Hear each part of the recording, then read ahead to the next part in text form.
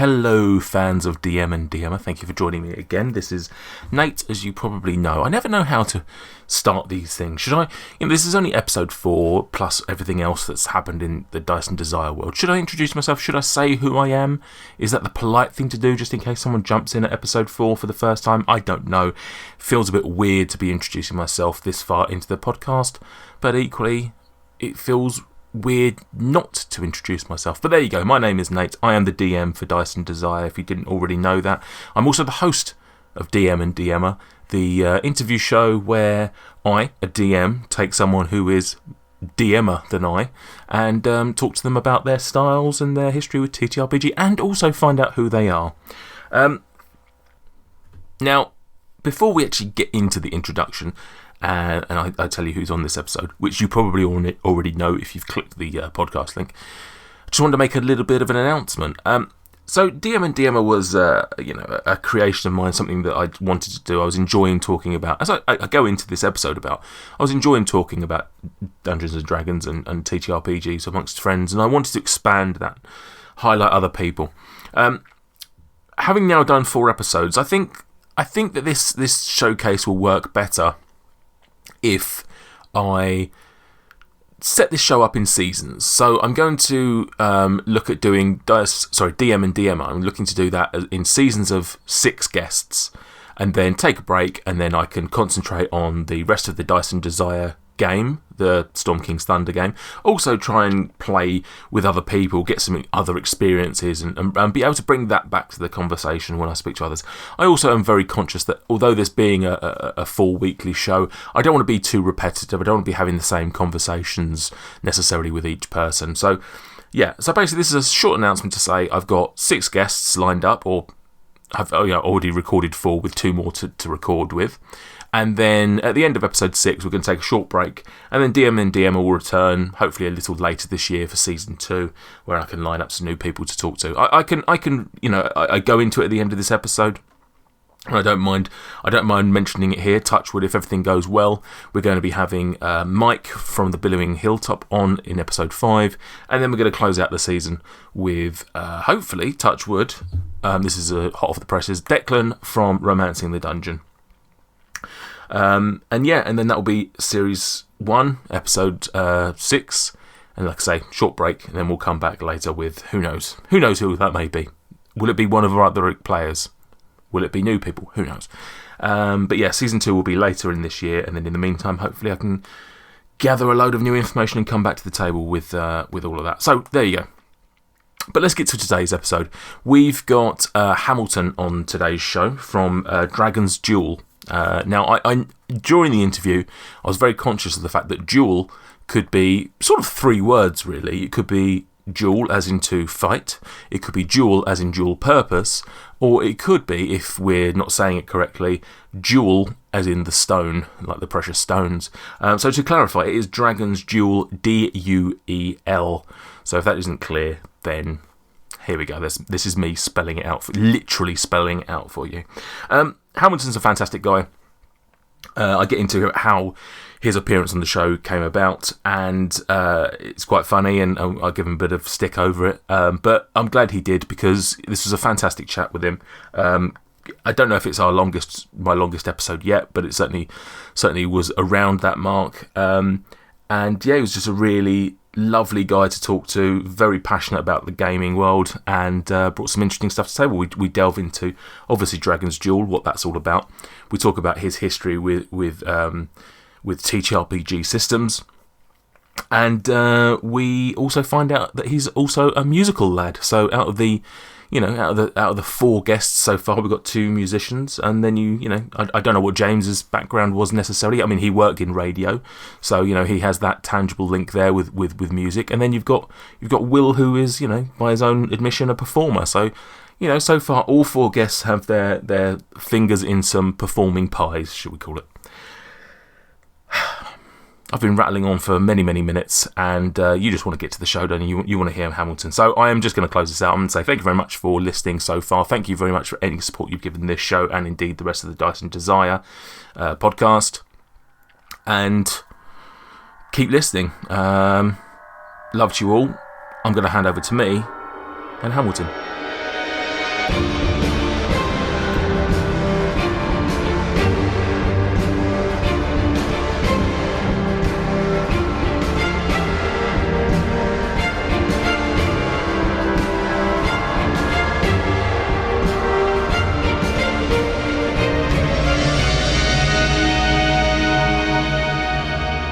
Now, Hamilton, you probably don't know this, but this is the first show where I've cut away my sort of... So the show is evolving. If you've listened to DM and DMer before, I started the first one talking to Stuart and had like an introduction of him. Did the same for Will. Last time round, I introduced James from Roll Britannia twice by doing an initial intro, cutting back to me, and then me sort of introducing him again. I'm not doing that with you. You're Hamilton. How are you doing? Oh, okay. I'm fine. How are you? I'm all right.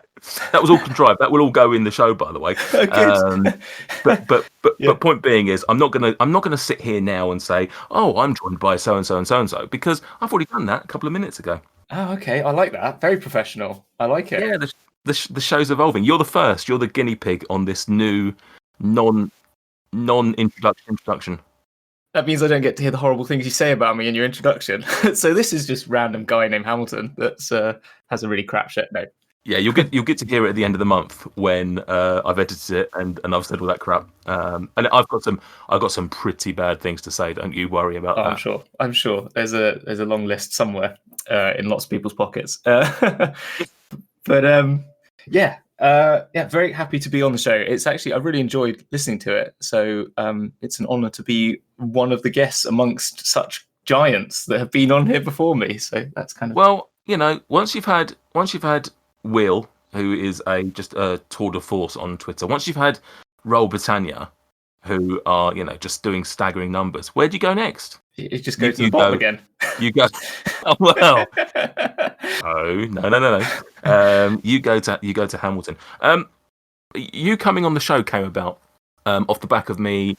I think after I'd released the first DM and DMer, I sort of put out a tweet, or maybe it was just before I was releasing it. I put out a tweet that said, "This is coming," or "This is a new release. If you know of anybody who wants to come on the show, or anybody you'd like to hear on the show, let us know. Drop their name below. Blah blah blah." You're the only person that actually slid into my DMs. You're not the only person that campaigned, admittedly. There were some people who said, "Oh, I'd like to come on," but you were the only person that actually came. You bypassed the matrix. You came straight direct to the source, and you said, "Hey, get me on." And I like that. I like the bravado. Well, I try not to be too pushy, but there's just, you know what? It was because I just really enjoy the show, and as you know, I've had Stuart and Sam on my podcast, and I love the actual play that you do as well. So I thought, I just wanted to spend more time with you people. I think was more to the point. I thought, I thought these people seem nice, and the chat was really interesting. And I thought I'd enjoy that. I think that'd be quite fun. It's forward to point, but maybe I should have just posted on the Twitter on the post instead of DMing. Maybe I don't know. It's fine. Had you done that, then you'd be in the list. I genuinely have a list. Cool, every name that was mentioned on that post is on my list. Will I get to all of them? Probably not, because there's like 90, and at the rate I'm going, that's many years. That's a few years down the line. Yeah. But some brave soul decided to, as I say, slide into my DMs, as the young people say, and put himself forward, and now he's on the show. Had you not done that, you would have just been probably just another name in the list that I would have got to eventually. But you did. I'll tell my mum that her advice, if you don't ask, you don't get, it worked. You rolled a 20 on persuasion, so you got on. It's absolutely fine. No, I love that. I love that. What? So yeah. So you enjoyed you're enjoying the DM and DMer. Yeah, I really do enjoy it. I think it's a lovely idea. I think it's what I liked about it is the sort of I'm going to use a big word, and I don't like amorphous nature of it. The fact that you are not strictly sticking to the TTRPG, and I just think they've all been great guests. So and it's just always interesting to hear people's stories, because I like those sorts of podcasts as much as I like a TTRPG podcast, if you know what I mean, just interviews. Yeah, the podcast. So I originally the evolution of the podcast. I don't know if I've actually said this on there, but the evolution, the original concept of the podcast was that it was always going to be about DMs. And the original concept was that it was gonna the hook of the show would be that I'd get other DMs to come on and sort of teach me how to DM. So it would be an element of taking whatever their strengths are and sort of talking to me about, which we'll come to in when we talk to you about your own DM styling. But whatever your strength was, you'd come on here and you'd say, right, this is how I do voices, or this is how I do whatever it might be. And I sort of I liked that idea because I as I posted on Twitter recently, I've got a fairly negative view of myself when it comes to the DM side of life. Or I've not got the best confidence, and so I'd like the idea of learning from other people. I thought it'd be an interesting show, something different. But then I thought, well, I'm going to trap myself into a corner a little bit there, and also it puts a lot more commitment on you to do research or to think about what you're going to say to me rather than actually getting you on here and promoting a show or whatever. And yes, I didn't I felt it painted myself into a corner a little bit too much. So it evolved then into something that, like you said, amorphous, if that's the word, if that truly is the word. Well, it's also that beautiful I'm going to compare you to Parkinson here, but it's that sort of free flow, that sort of which he did. It was good for all the American listeners out there. Don't worry about it. But he was, it's that sort of sense of just having a chat, and there's something. And as we all know, we've all been down the pub and had some of the best conversations in our life, just chatting whatever comes to mind, whatever it's themed around. And I think that's when you sort the world out, or whatever you do in that time, you figure out the meaning of life in those moments. So that's why I think that's what's great about it. And also to point out that you are a fantastic DM, and you should remember that. Just have to put that in there. I can't let you get away with just doing that. Behave. Go away. Thank you very much. I'll just isolate that, and that'll be the whole podcast. You can just put that on ringtone. Yeah. Oh, I think I'm very bad at DMing. That's why I just said it on Twitter so that people come tell me how great I am. No, exactly. Yeah. I do hate my DM style, but there you go. Right. We all do. Yeah, I'm getting to learn that. Everyone, and actually that whole conversation. God, we've gone straight in on the TTRPG tonight. Well, I didn't want this. I wanted to get better as a person, but I'm gonna, because we're here, we're gonna talk about it. I did put that thing out on Twitter, so anybody that's listening to this and didn't that doesn't follow us on Twitter, I basically said something along the lines of I'd had a bad situation. I'd had a bad night where 2 or 3 things hit me all at once, and it knocked my confidence, and it made me feel very negative. And genuinely, and this young man in front of me actually was very kind enough to actually ask me, genuinely want to talk to me about it. And I sort of felt like I didn't need to talk about it at the time that he asked, but I can talk about it now. But so many things came my way, and I genuinely went to bed thinking I was going to quit. I was going to stop DMing altogether. That night I was like, I was out. I was gone. I was just no. And then for the rest of the week, I felt very negative, and I forced myself to get back into the DM chair, and I feel better about it. I haven't yet properly DM'd since then. Oh wow! Right. Okay. Yeah, I felt very negative, and the rest of the week. And actually, when I then posted on Twitter about it, and I got a lot of comments, and not the people that said, "Oh, you're great," although that was nice to hear. It was actually hearing so many other people say, I'm not very good myself. I've had these issues. I stopped playing 10 years ago and I haven't played since. And all these sort of things. And it made me just feel a little bit more like, even though I probably knew it, it was nice to actually have other people's stories going, you'll be fine. You'll get over it. I did it. I had a break. I did this. I listened to music. I went for a walk. Whatever the coping mechanisms were. Well, I think I've been there, and I think that's what I said it to you. I mean, every time I do a D&D session, I think I sit afterwards going, oh my God, not all of them. There's some where you're hitting a stride and it works beautifully. But sometimes you just think, oh, that was shit. Like, what did I do? And you sit there thinking for about an hour afterwards going, oh, I should have done that and I could have done that. And then you get a message, like sometimes from a player going, I had a really fun night. I was really good. Just wanted to let you know. I think, oh, okay. How? I want to know more, because sometimes, I don't know. I think being a DM, there is so much going on in your head at one moment in time that you can't even. I don't even think one could really self-assess at the same speed, unless you're a savant or you're super good at it. Like, because that's what I think my problem is. That a bit is that I'm chewing about 20 different things, trying to manage all these things, and to me, it's going completely crazy. But I think 60% of that, so let's pull a figure out there, is because it's not going as I thought it was going to go in my head. But actually, for everyone else out there who has no idea what was in my head beforehand, it's probably fine because they have no idea that I fucked that up. I know I fucked it up, and I think that's sometimes the case, as well as just general self-loathing that can just come in at any point, can't it? So I think imposter syndrome is definitely a thing, and it's out there. No, I think that's very true. I think as well that you have to constantly be switched on. You know, Sam did a session last night. It was his first DM session, and we had this conversation today about how the difference in the role between a DM and a player, in that you can't take a back seat. You can't just enjoy yourself, so to speak. You are going to enjoy yourself, but you're just juggling so much that you can't just take a breather, because if you take a breather, the game stops. In essence, you might get lucky your players have a big role play session, but ultimately you're having to listen to everything, react to everything, and try and push things forward in some way. And so it's work to some degree that you don't necessarily get to enjoy as much. Yeah, no, I think that's it, and you're in the present and the future at the same time. Yeah. All the whole way through a conversation when you're having it. So it's inevitable that it's going to feel bad. And on top, you are going to have times when you just have a bad game. It's just going to happen. And it's just realizing that that's what it is, I guess, isn't Absolutely. it? Like sports players, I really love sport, clearly. Footballers, the sports players. Yeah, all of them, the various all sports of them. players. The Ronaldos. Yeah. Oh, you're an absolute expert on the channel, on the podcast tonight, talking about the Ronaldos. Yes, that's it. This episode has gone way into TRPG quicker than I expected. So I'm gonna slam the brakes on for a second. That was a lovely conversation, but let's take it back way earlier than that. Who is Hamilton? What?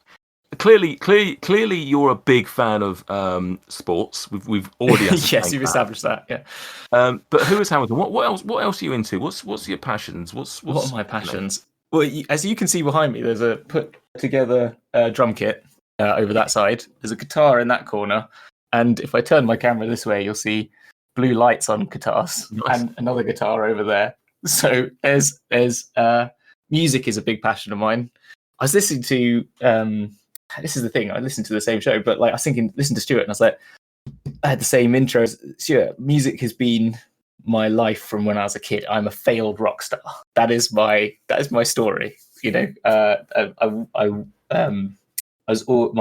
mum was really big into music. I think the first album I remember is Massive Attack's Blue Lines, just because that was at the time I was sort of born, and so that was just playing in my house from an early age, as well as I had the Michael Jackson again. It's similar, but it was I had 2 cassettes. I had Thriller and Bad.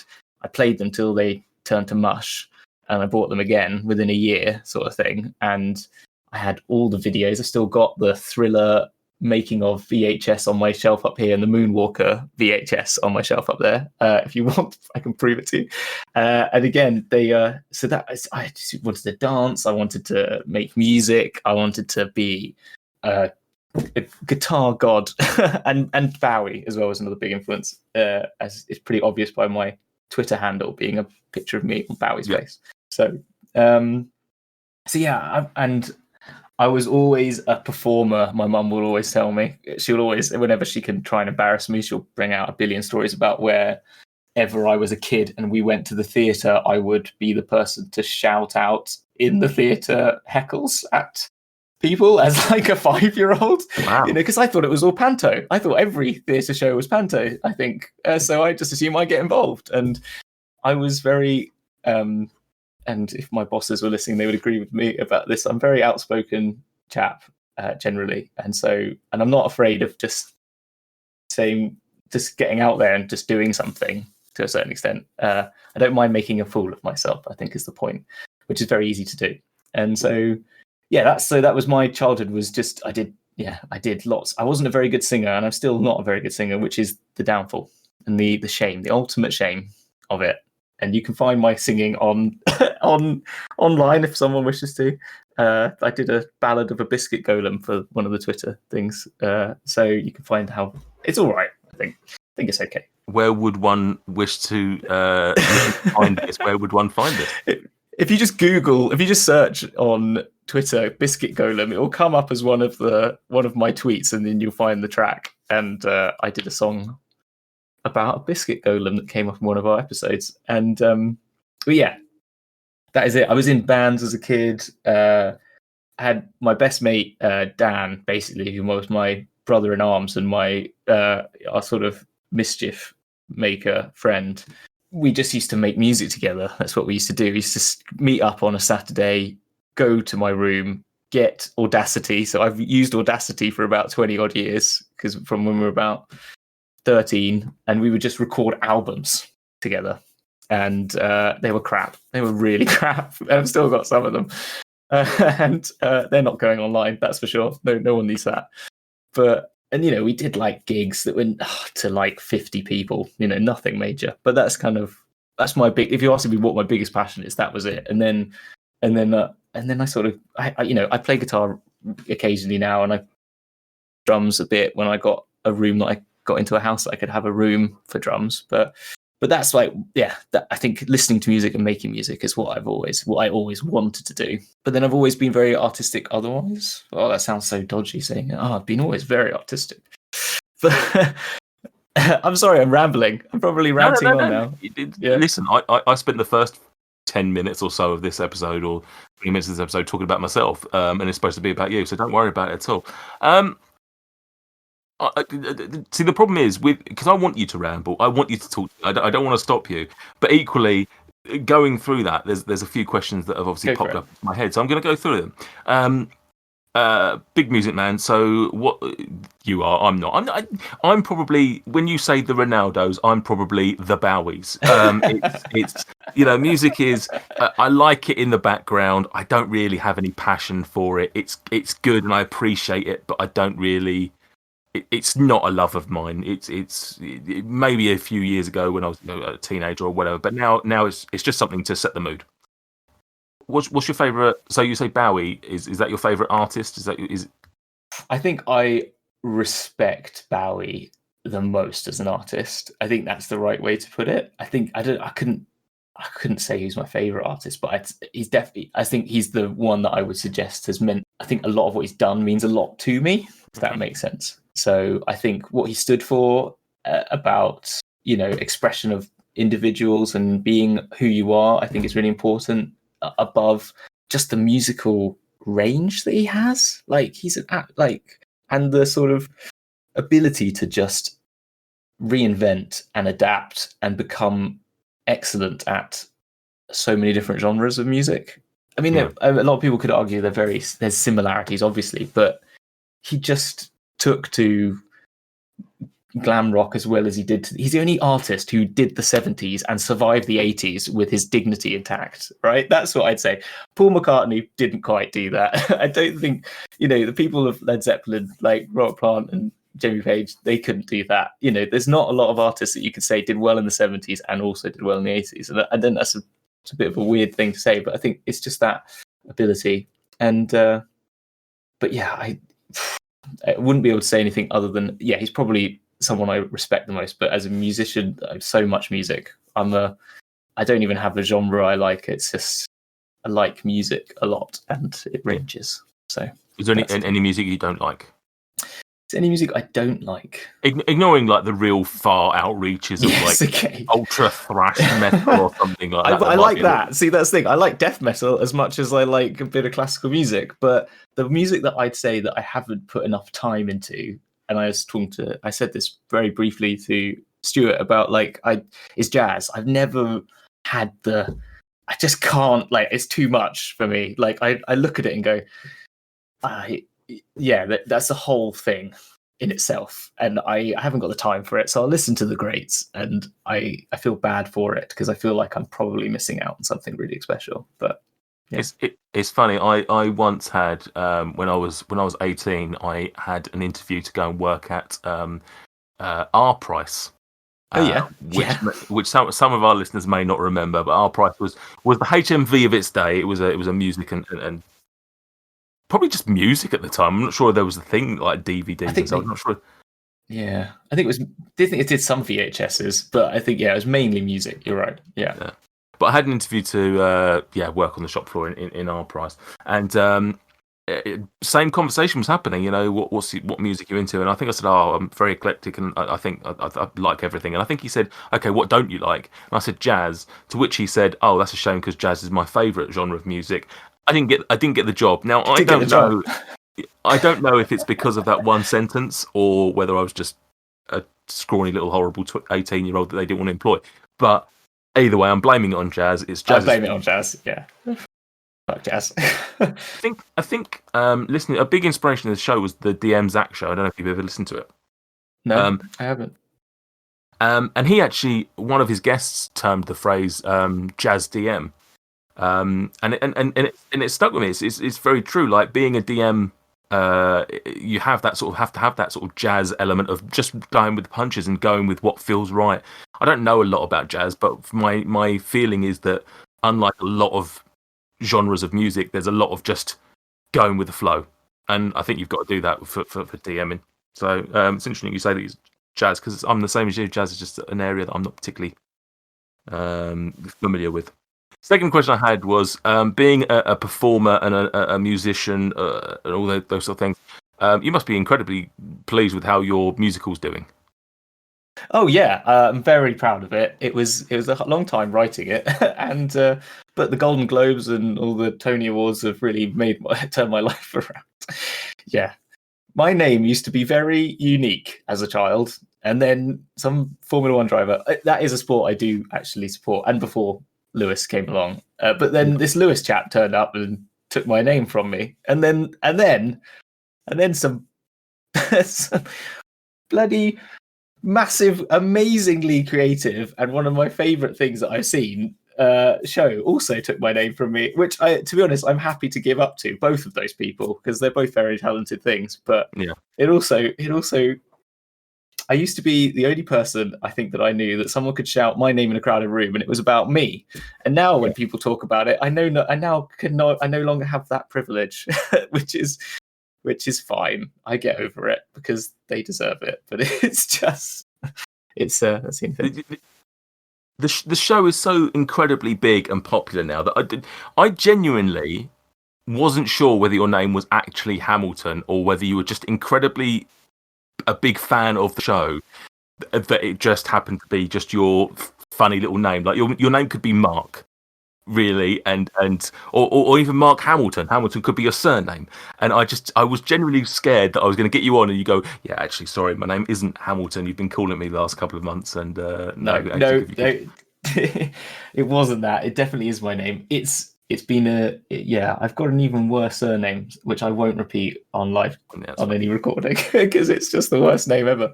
But my parents, it's not even named after anything cool. It's my parents saw. Do you know who George Hamilton is?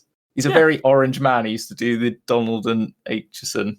No one's going to know that. Adverts. And they were in a restaurant whilst my mum was pregnant, and he walked in, and they went, Hamilton. Yeah, I'll do Hamilton. So I'm named after George Hamilton, I guess, which is fine. Names come up in various places. You was obviously saying about your daughter's name before we started recording. Our daughter's named after. We watched a very average, not particularly good horror film, and we heard a name in it, loved the name, and it's stuck since then. And whilst I'll never probably watch the film again, it'll always be linked to the rest of my life because my daughter's named after one of the characters in it. That's nice. It's one of those things, and it was instant like that. It was like we heard the name and we were like, that's it. And although we pretended and had a rest of a list, we always knew this is the name. It's not going to change. That's lovely. Third and final question based on music. Yes. Drums. Yes. And it actually ties into what I was just saying there about my daughter. I'm desperate for my daughter to become I think the term is drummist. Is it? Okay. Yeah, I think it's drummist. People say drummer, but I think that's actually wrong. I think it's drummist. I'll take you at your word. I've done it for 15 years, but more than that, 20 odd years. But I'll take you at your word. I think it's drummist. Next time you go and play with the band or anybody who I'm the drummist. No, just tell them that you're the drummist, and they'll respect you so much more. Yeah. How easy is it to get into drummisting? It's probably easier than some. I mean, my daughter, who's 2 years old, can hit a stick at a drum. You know, the thing is, it takes coordination and it takes rhythm. You know, whatever that means. And as I said, this is my shame, my embarrassing. You know, when I was a kid, and I used to not care what I was doing. There's a lot of videos that my mum has of me dancing to music that I thought was very cool at the time, and I've always liked dancing, which is I don't know, it's maybe not what as a boy I was always into it, and so I've always tried to think I've got some sort of rhythm. Oh my gosh, this sounds so bad. This is like the most cringy conversation I've ever had in my life. But I think my point is, if you've got rhythm and you can get to a beat, and you've got a little bit of coordination that you can move your foot, you can rub your tummy and pat your head at the same time, as I am doing, then you probably can do the drumming. Yeah. The drummisting. Drumisting, yeah. Be a professional drummist. From afar, it definitely seems of all the, well, maybe not of all of them, but of certainly the main instruments that you have to have some sort of like raw natural talent for. I don't think you can really teach them as much as you can teach like the dexterity of a guitar or something like that. That's not to say it's easier or more difficult or anything like that, but I just feel it just seems like a drummist. You need to have something that unfortunately not everyone has. I think yeah, to be honest, I've never actually really thought about it, but now you say it, it's probably true. I think the thing is you can probably get yourself down to a very simple thing, but when you watch people having a go at it, or people who say I think they can have a go at it. I remember I had a friend of mine who's also a very relatively good drummer, but a more sort of classically trained drum, as in like percussionist is probably the best word for them. Yeah. And we were at a wedding together, and there was a drum kit, and there was this guy who went up onto the stage and thought, I can drum, right? And he got up on there and did some. Just kept doing the same beat, and he's like doing this thing, and he's like thinking it was really cool, and just doing the same, and you just realize, and that was his like moment in the sun, and it was actually what am I getting at? You can tell the difference. There's definitely a level to hit in drumming, and to go beyond the dum-ch, dum-dum-ch to something that's not that. And the only bits of jazz I've ever had interaction with has been through drumming lessons, I guess. It's a different level, and even like that is because that's going beyond rhythm of your usual. You're finding rhythms that aren't natural, and it becomes something. Then that's where skill is. Have you seen Whiplash? Yeah, you've seen Whiplash. It's like my favorite movie of all time, I think. And just but it's that like to become awesome at it. Even I think a guitar. I think you can become very good at guitar with just practice, time, effort. I think to become amazing at drumming takes something special. Yeah. Like you look at the people, like if you look at music bands, and I think I don't know how much this is like Dave Grohl or I'm going to forget names like John Sebastian and like John Bonham. I'm just saying names at you. This is not a music podcast, but these sort of but some big is. Yeah. So these people that played for so I think it's John Sebastian. I forget his name. I'm not very good with names. It's my problem. But the guy who used to drum for Mars Volta. You see these people who play. I've seen them played live, and there's just another level that they're doing stuff that you just can't understand, and it makes something completely different out of a song, and you don't even notice it if you're not looking for it. But it's something that makes a bigger difference. I guess that's what I'm saying. Have I gone off piece? Yeah. No. Like I said, this whole section of the show is all about going off piece. It's all about finding you and talking to you about things that you're interested in away from the table. But yeah, it's weirdly I don't have that natural rhythm. I don't think I could ever be a drummist, but it's definitely for some reason become very much like the instrument I would love to. If I could wake up tomorrow and play something, I've got a friend in America who's a drummist, and I'm just going to keep saying drummist until it becomes a thing. I'm going to set up a Twitter account tomorrow, which is the original drummist. But he plays the drums, and we went to Las Vegas last February before hell broke loose. And I just remember I've seen him play before, and he's fantastic. But I just remember literally standing, waiting in line to go to the bathroom, and as we stood there was just like some stools, all just like chairs, not fecal matter, all piled up, and he was just bored, and he just went and just played, like essentially played the bongos on these chairs, and it was just for no reason, and I was like, oh, that's just so incredibly cool, and I hate you for being talented and doing something like that. I had a major man crush in that moment, and thanks Pete MC. Well, that's the one thing I have for pianists is when you see people and they just have a piano and they can just go up and just start playing a fantastic tune, you're just like, I'm pretty jealous. That's pretty cool talent to have. I just want to edit. It's John Theodore is the drummer from Mars Volta, not John Sebastian. I'm getting my dates mixed up. I told you I'm terrible with names. I did a quick Google. I'm not putting it in. I'm taking that whole bit out. You're gonna look like you don't know who it is. I'm afraid. Okay, sorry. I'm gonna put it on Twitter. I'm gonna literally clarify it on Twitter. By the way, I know who the guy's name is. It's John Theodore. No one will understand it for about 3 weeks' time. No, exactly. Lovely stuff. Lovely. Oh God, something happened there. Lovely stuff. Right. We talked about TTRPG. We're going to go back into it now. Have you got your Ds? Yeah. Nice. Can I have your? Now, you being the biggest fan, you know that we're going to describe your wonderful podcast, Dragons Duel. Mm-hmm. You are a DM, and therefore you get a +4 modifier for your charisma. Okay. So, can you please roll me your D20, add 4 to it, and that's how many words you're going to get to describe Dragons Duel. I did try and think whether I could do something in this moment to try and mess with your mind and throw mind play at me. Make you do it in certain words that have got a certain number of letters, or frame it as a question or something along those lines. But no, I'm going to let you just have your moment. So okay, all right, I'll roll the dice. A natural 20. No lie. Of course. I will show you. I'll move the camera. Can you see that?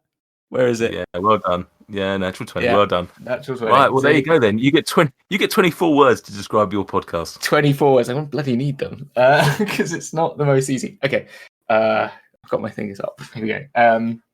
You can do it in less. It doesn't have to be dead on 24. If you feel like you can. Okay. I might just say, and then I might just stop where I run out of letters. That's probably the easy way. Otherwise, I'm gonna burn out, I think. Wait, so it's a D&D. Is that one word? Yep. Yeah. D&D game show. Think Whose Line Is It Anyway? Meets D&D. 6 ability score rounds. 2 score points in. Did that make sense? That probably made no sense at all. Which is quite fitting for the show that you do actually do, to be fair. Yeah. Yeah. Wonderful. Do you know what? I didn't count. Your fingers were going. I'm gonna assume you got the 24. If anyone listening wants to count those words, let me know, and I'll re-edit the show and take out the words that he shouldn't have used.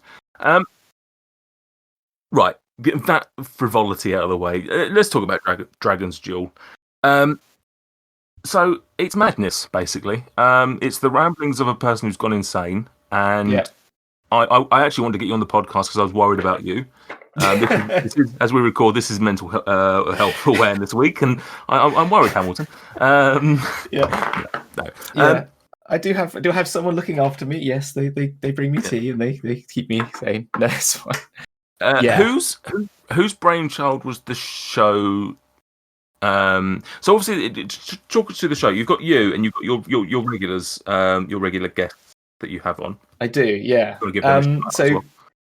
Yeah, well, yeah, it was my brainchild. It was a 4:00 in the morning wake up, and this is when I have all my great ideas. And I was lying in bed, and I just came up. I was thinking, like there must be like a game show way that you could do. Like there's 6 ability modifiers. Imagine if you just thought like that's like rounds, isn't it? I don't know how it came to be, but there was this sort of thinking that what would you do for those? Like I guess you could have strength would be you could do a strength round, and you could do a dexterity round, and I don't know.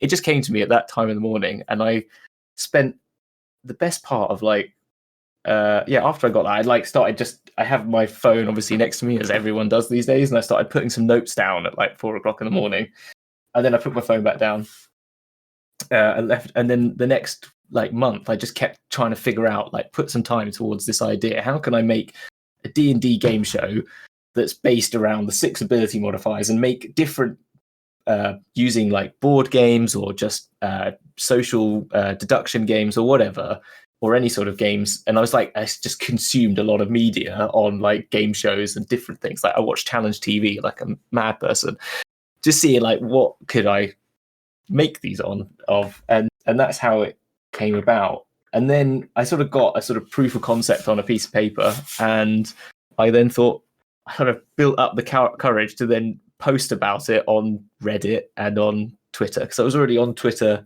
trying to sell myself as some sort of homebrewist, if that's a word. Like a drummist. I don't know. I was just trying to do some things. Yeah, exactly. Yeah, homebrew jazz master, and because and it came. I think the idea came out in lockdown, as a lot of people's ideas did, I think, and that's when I started doing some homebrew stuff. And then I was on. I said, would anyone be interested in being a part of a D&D game show? And I put it on, as I said, Reddit and Twitter, and a couple of people responded. And there's a few more that responded than made it to the final first episodes. But then there's our regulars. So there's Ryan, Rhinotech Ryan, and there's Logan and Izzy, who are from their own other podcast, Brain Adventures, who said they'd be interested. And we just did some play testing with them. But the game, to anyone who hasn't listened, I might as well probably explain it. It turned into a game where you basically create a character through a series of improv-based and trivia-based rounds that are vaguely related to the 6 ability modifier. So at the beginning, everyone comes along, they roll randomly for a race and alignment. So there's no class, you don't know what your class is, so that there's no, because if we did try it with class at the beginning and had it that no one knew what the other team's classes were, but then everyone just kept dumping stats that they didn't need.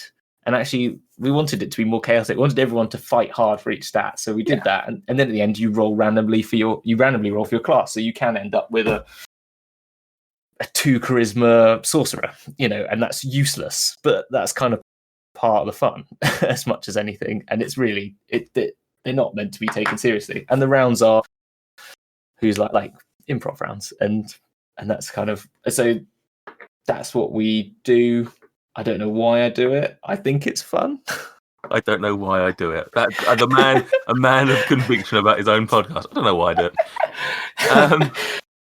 I genuinely think it's a fascinating and entertaining, and the concept is so good, because I've put this, I believe, in your review. I've put this in your review that 99.9% of the podcasts that are about D&D are actual play. And so to find something that isn't actual play, but also, and then I would imagine you've got the top, you've got actual play, and then second down, you've probably got shows like this where it's people just talking generally, whether it's interview style like this or whether it's just discussion pieces about the latest news or whatever, it's just whatever. And then I wouldn't even know what third was. So to find something that is so unique. Now, are there other game shows out there? Maybe, I don't know. I'm guessing if there are, they're not like Dragons Duel, because it's very unique. It's very quirky. It's chaos, but in a really interesting way. Now, I've listened to all of your episodes. Oh, I think I might have missed one or two of the first couple, the playtest ones, but I think from official episode 1, I think I've listened on, right. And but the first one I ever listened to, I don't mind admitting, was the one that Sam and Stuart won. Yes. You posted when they were coming on your show. Once you'd recorded, you do like a little snippet that like highlights a bit of the show, and you posted a 30-second clip or whatever it was. And I remember listening to it and going, I don't even understand this as words. In the context, now that I'd listened to the show, it makes sense. And that's a big stretch because even the show didn't make sense at times. So I listened to that. I would say, and I apologise for this, our boys were probably the most chaotic that you've had, or certainly the show as a whole 100%. Was the most just chaos. That is what I'm going to say. That episode was what I was hoping for, I'd say, when I was doing the show. That's what I was aiming for. Like, I wanted to create... I'm a purveyor of chaos. If anyone who is in my home games of D&D know that I just chuck too much stuff at them and I make it ridiculously chaotic. I can't help myself. And I weave all these stupidly ridiculous things in together just so that it becomes a mess, because I think that's hilarious. I like to see how people deal with that. I think as kind of, I don't know, maybe it's just that's what my evil mastermind persona, which all DMs are evil masterminds. And mine is, I just want to see everything go to chaos for some reason. See how people react. And they took it on in their stride. And we had 45 minutes on one round, and we were just like, and all the different rules that were happening, and it was a lot of fun. I think either you'd put out the call or you spoke to Stuart. I don't know how officially it came about that you had them on. I want Dice and Desire, the whole crew, to have their moment to show themselves off, because Dice and Desire is not me, it's us. And I said I thought it'd be a nice idea for one of the others. So yeah, speak to Sam, speak to Luke, see who's available, etc., etc. In hindsight, that was probably the best decision I think I've ever made, because I genuinely would have crumbled had I been there. I'm pretty good with numbers, but that counting round, I would have been absolutely screwed. But that's what makes it great. Like, a lot of people do, I think some people do come on thinking, I've got to get this right. I've got to get, this is what matters. But actually, the games are just there as a conduit for chaos. And having fun, isn't it, at the end of the day? Yeah, and the points don't matter. And but yeah, it was great. I do actually remember the story behind it, because I think magically Stuart listened to the podcast and was one of the first people to comment about it publicly on Twitter. And so I thought, well, I really like what you do, as I like Dice and Desire, and also what Stuart does with all his bardcore stuff. I was just like, yeah, I'd love him to be on the show. And I also thought, if I could get a bard on, I could do some bardic rounds with him, which I never got around to doing because I think it would have been unfair on everyone else. But I was thinking that was part of my reasons. But yeah, so it was very fun. Yeah, for anyone that hasn't listened to the show, just as a sort of teaser of what it is, this first round of this episode, all you've got to do is count to 20. Is it? Yeah, 20. Yeah, we made it 20. It's basically the drinking game 21s. If anyone's ever played that, I've never played it. No. Oh, okay, yeah.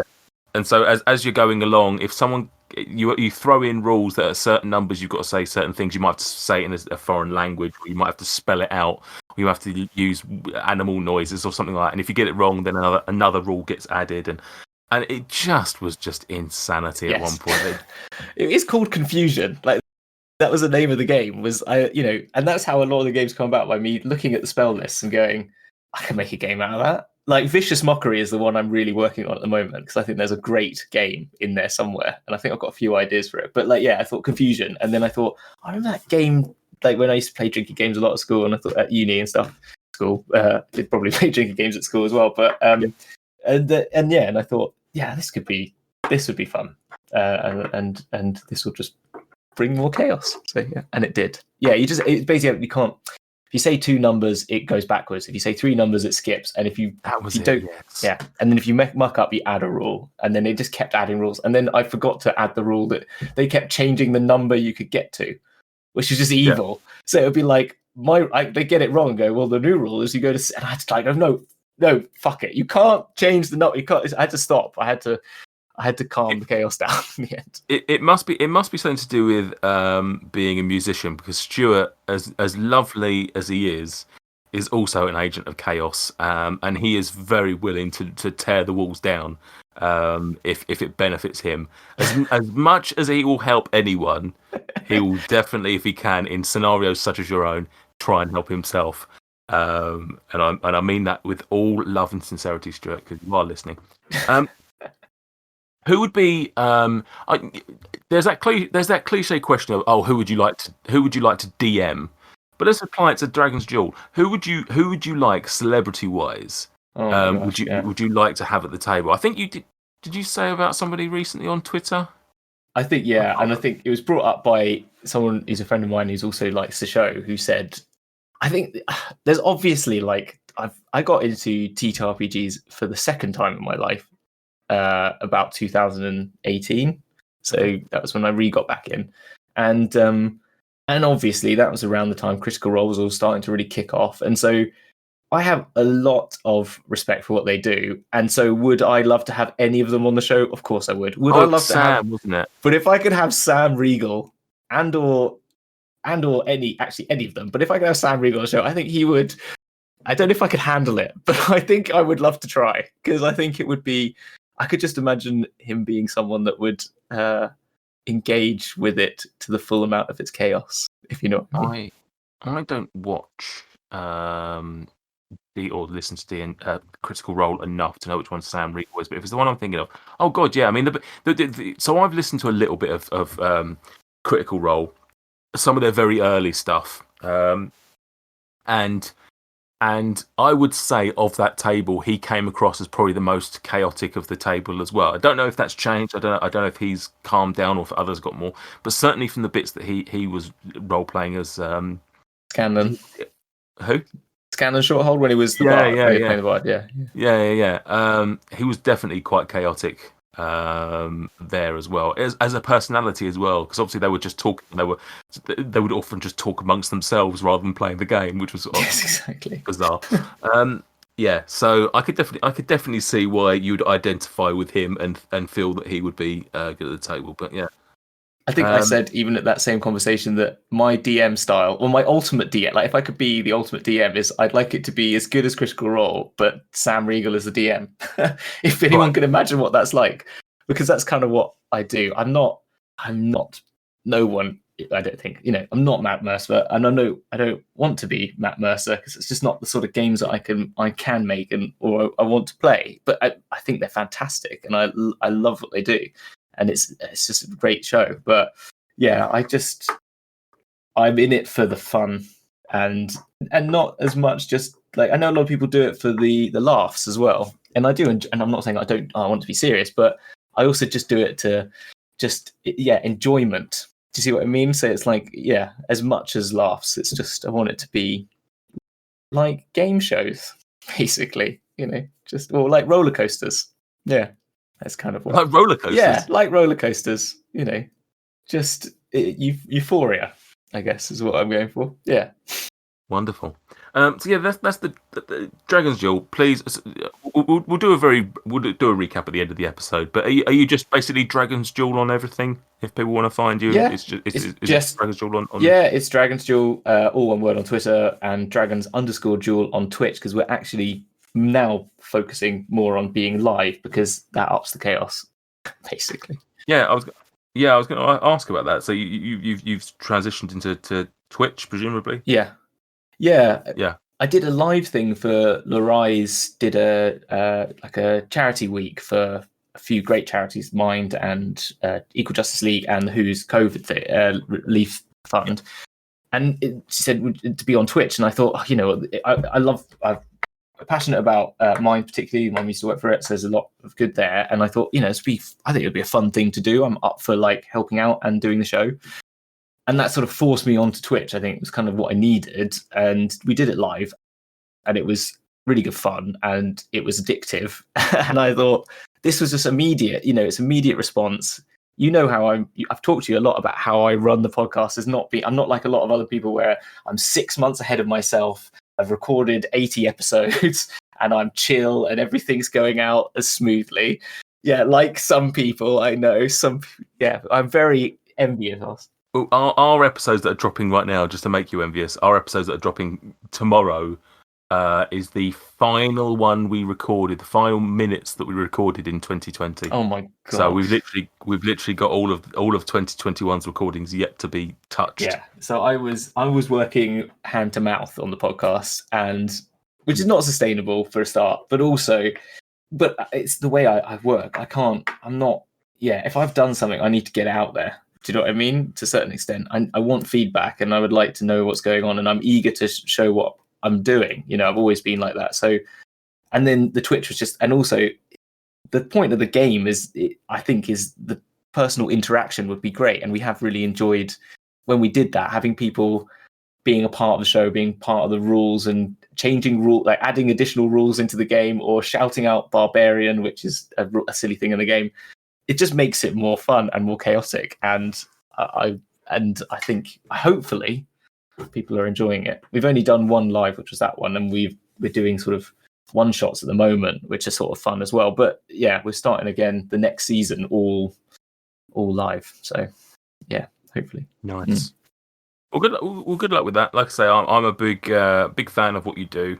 Big fan of the idea, the concept. I think it's great to have something unique. It's a great. I do want people to go and flock and listen to you because, like I say, it's not going to be for everyone. I'm not going to, because of the chaotic nature of it. I can imagine that there are going to be people that be like, "Oh, this is a lot to take in." But I think if you can embrace that anarchy, you'll see that there's a very well crafted show there. Thank you. that ultimately brings something entirely new, and we didn't touch on it. And I want to briefly, obviously, I haven't had a chance to listen to this actually, or I don't know if it's on YouTube or podcast yet, but the final that you've built to, where all these characters that have been built, you've essentially thrown into a battle royale-esque final thing to find out who the winner is of all of these characters. Which, touch wood, our own Swiss Corvus character. Yeah, he's got the best stats, their favourite for the game, but it proved that my ability to figure out best stats, and even though they got the highest score of all teams on the show ever, so they that's why they're sort of favourites. It's actually proving how broken D&D can be, because we're playing these characters that are completely not skilled for their own levels, like for whatever they are. But if you overpower someone in any stat, and also if you play, like, this is the thing, we think, oh, it's hilarious, because if you end up a sorcerer, like a barbarian with a 2 in strength but a 20 in intelligence, well, they just make them a spellcasting style barbarian. Do you know what I mean? Or you could make a druid anyway. But it's also we've got a cat who's got a 45 in strength, a tabaxi, and they're obviously just bossing it because they can just punch their way, and they're a wizard. They're a wizard who one punches everything. It's just so they're actually probably at the moment the favourites for it. Yeah, so it's going well. We did. There were one shots to start off, 2 little one shots to sort of whittle down. So we've got so many characters. So we did made it harder, whittled them down to 3 from each team. And now we're going into the Battle Royale this weekend. So this is when it's going to get more messy. Very messy. So by the time this comes out, that will have all happened. Yeah, exactly. So, well done, Swiss Corvus. Hey! No, who knows? Lovely stuff. Right, let's move into other things. Just the TTRPG world. You touched on it very briefly there. You said the second time you'd got into TTRPGs was in 2018. So give me just an idea of what your history is. Like, when did you first? What was your first delving in? So yeah. How long? Why was there a second? What was the gap for? Let's just dissect that. Okay, so when I was a kid, I was a nerdy kid, a little bit, but I was I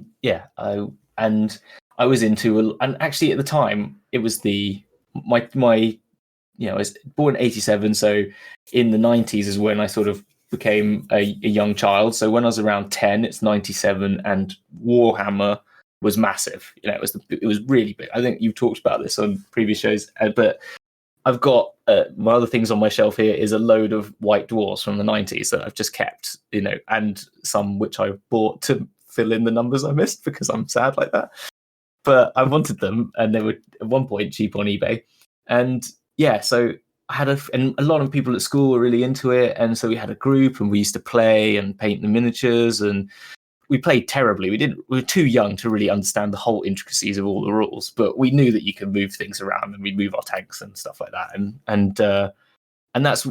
So from that, we also then grew into like, what was the other thing that was around? Pokemon was big at the same time. So that's sort of, I know these are not TTRPGs, but it was that sort of crowd of people.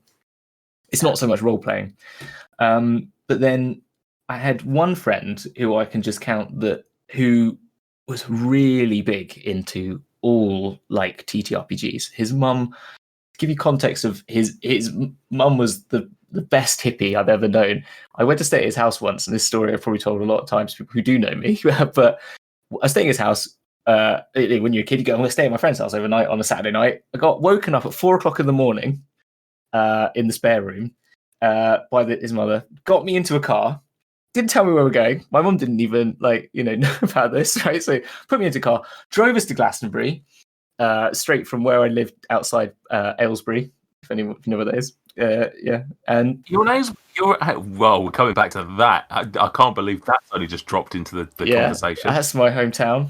Go Ducks, and got driven all the way to Glastonbury. It was about a 4-hour drive in the middle of the night, morning time, still dark. Get there as the sun's rising. She takes us into the shop where and this is just why it's kind of TTRPG related, says, we're going to buy some crystals. I'm like, okay, well, right. I'm like 10 years old, I think, at the time. And my friend, and like, he seems sort of, I was like asking him, like, where are we going? He said, I think we're going to see like a really cool like monument. I was like, okay, like it's castles and stuff. And he was like we were into fantasy and stuff like that. So like, okay. She pick out a crystal. This one. I'll take this one. She then the wind. It's ridiculous wind as well. It's like windy as fuck. It's like torrential rain. There's a lightning. I'm sure I'm in a movie. I'm sure I'm probably going to get sacrificed or something like that. I don't know. All these things go through my head as a 10-year-old. I saw it way too young, and so it takes me up the Glastonbury tour, and tells me does a chant and puts like things into the rocks at Glastonbury tour at 6:00 in the morning as the sun's rising, or whatever it was by the time at 8:00. Anyway, after that exercise, we went down to town, and I sort of was a bit shocked, and she said, "Oh, I'll buy you a book from this really the same place we got these crystals, which also sold D&D books, obviously." And in there was a Forgotten Realms novel, and I actually don't remember which one it was, but I picked it up, and my friend at the time was like, "Oh, what is this?" And it was Forgotten Realms. I didn't know it actually related to D&D, but I just read Forgotten Realms and read the story and really enjoyed it. And I read a few of those books at the time, and then he really got more in. I got into just reading the books, like the actual stories, the novels. But he got into, after the same weird Glastonbury tour experience, into D&D, which time was 2E, I think, AD&D 2E. So it was AD&D 2E, and it was Planescape was the sort of main thing he got into, and he started running games, and I didn't get really into it as much as he did, but I would play a few, like he would give me some pre-rolled characters whenever I'd go around to his house or our friend groups. I had a few different friends groups, as you always do, and he was one of them, and I'd play D&D with them with that, and he did a lot of LARPing, and they moved to America, and I went to visit them, and he got really big into the LARPing scene over there and stuff like that. And it was just at that age. And then, so what happened is I just kind of got to 13 and I wanted to be cool, I think is the problem. And I was into my music I actually kick myself for it, because I've got like the friend I talked about earlier, my friend Dan, who's my sort of, was in my bands with me. The other thing we used to do was just like film ourselves doing stupid things and making up stories. And we just make up stories with each other. And I kick myself now thinking, if we had D&D when we were 13 to 18 years old, we would have had so much fun. And then all we did instead was just piss about, pretending to be making up characters. And we'd make up characters and film ourselves pretending, doing little stories about, I don't know, I'm not going to go too deep into it. You could find, they used to be on YouTube. They've all been deleted. So they're not on there anymore. But if anyone did ever catch them on YouTube, they're on there. But that's what we did. And yeah, actually when we were a bit older, so when we were 16 to 22 maybe, but yeah, and so I kind of lost the TTRPG world. Like I got 13. I'm cool. I want to smoke and drink and be, like be a cool kid. I guess I don't know, whatever that means. I was just being an arsehole, basically, and so I lost it until so that's it. Yeah, and that's kind of left behind. I still read loads of fantasy books. I've read, like, always been interested in reading those, and fantasy, Lord of the Rings movies, Wheel of Time, and sci-fi and all that stuff. Just always been a general nerd interest, and video games and everything.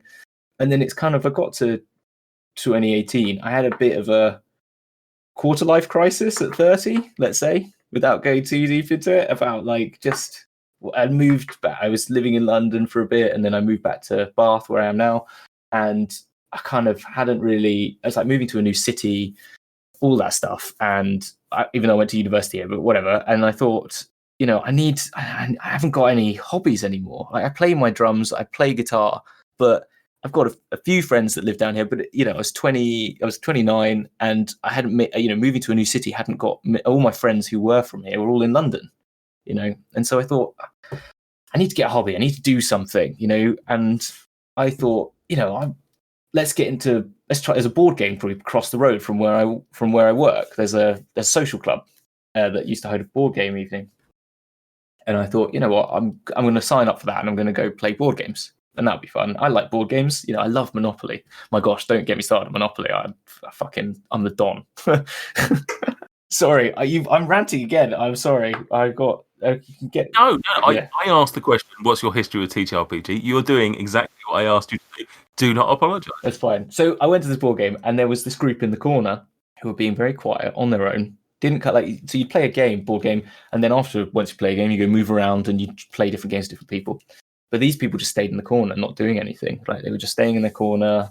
They were laughing, and there was people, flamboyantly moving their arms, and things were flying in from somewhere, and someone was screaming. It was quite activity was going on, but they were being quiet in the sense of not interacting with anyone else apart from themselves. And so I asked them, like, well, what's going on over there?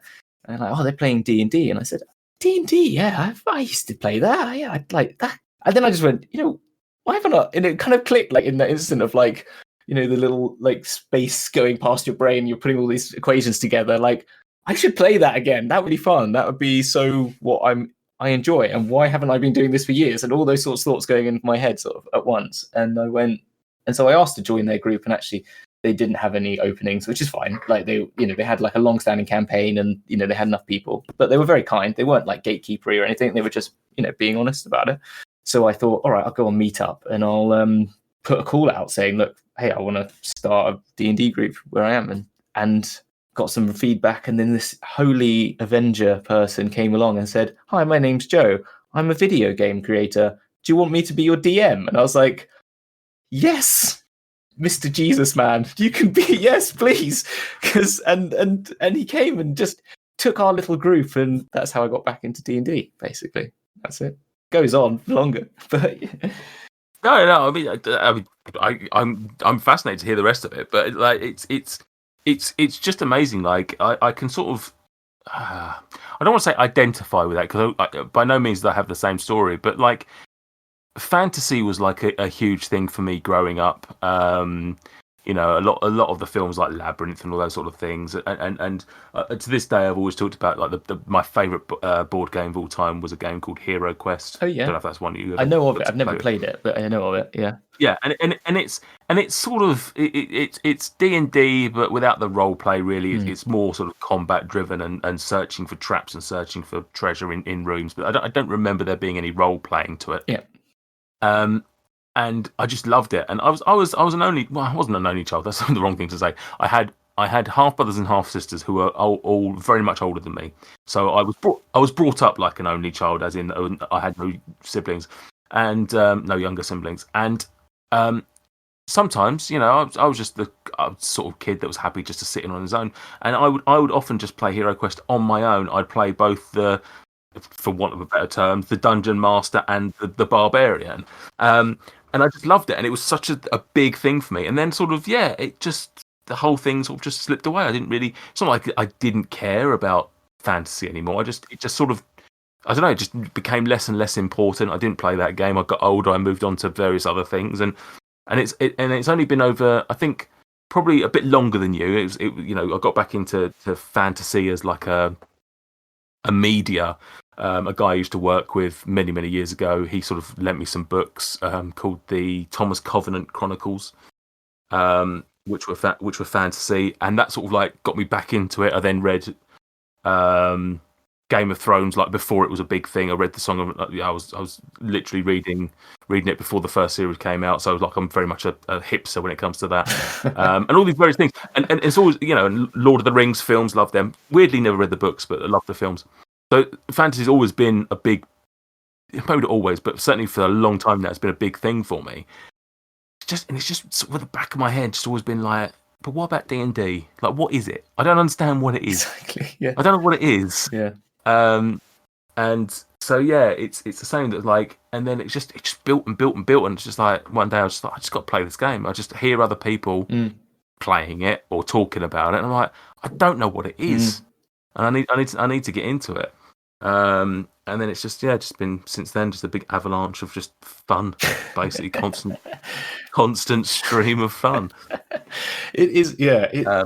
It's funny, isn't it? How I think it does. I think it got such a stigma for I don't know if it's our generation, but it did. And I think, not just the cool factor, but I think, like we've fortunately got into a world where people just can, nerd culture is mainstream, but also just like, well, also I've got old enough to not give a shit, I think, but also it's just people are more open to just trying out these things and being more creative, and role playing as being a bit more natural potentially. But I think Dungeons and Dragons, when I was like 15, was like, that is really deep, dark areas of the world, like that's going really far into fantasy realms. You're going, and I don't know why, but apart from just that's just what the prevailing mood was, and I can see that, and so that's why it was always, when I got to that age and I was still reading Lord of the Rings, it was just I never even considered going back to playing it until I hit an age where I thought, actually, what am I doing? I should be playing it, or someone pushed me. I think it's just because it's still just it has to be an active participation. Now I've got friends who would consider themselves cool, and would, still, we were talking about this conversation recently. I was saying to him, I think you'd enjoy it. He's very entertaining at telling stories, and ultimately D&D is telling stories. And I said to him, I think that you'd enjoy it. Yes, you have to get past a certain point, and you have to put a bit of work in before you do it. But ultimately, once you're sat at the table and playing the game, that sort of drips away, and you're just 5-6 friends that are just telling a story together. 100%. And I think that's the reason why he might sit down and watch. I don't think he particularly likes fantasy as a whole, anyway. But he might, watching Lord of the Rings, for example, is passive participation. You can sit there and you can watch the films, like them or not. Your only involvement is just sitting there and just being silent for 3 hours. But obviously with D&D, you have to buy into it. You can't just come to the table and just go, well, I swing with my sword. Yeah, I have met people that do that, but yes. Don't get me wrong. We've all got outside issues that, I'm sure that I've not been peak at the table. Some of my players have come to the table probably a bit more tired and a bit more jaded or whatever. That's understandable, but you can't just go, I'm just going to give it a go and not really see what happens. Yes, you can have that to some degree, but you have to. I think that's the reason it's still. I think it still has a little bit of stigma. I still think it's still deemed to be on the scale of nerdiness.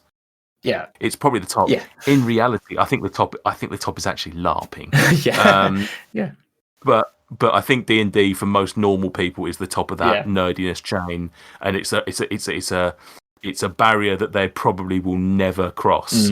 100%. And I've got friends that we've been doing this podcast, and some of them have just recently listened to it just on a whim, and they've gone, oh my god, this is funny, I don't know why I didn't listen to this before, blah blah blah.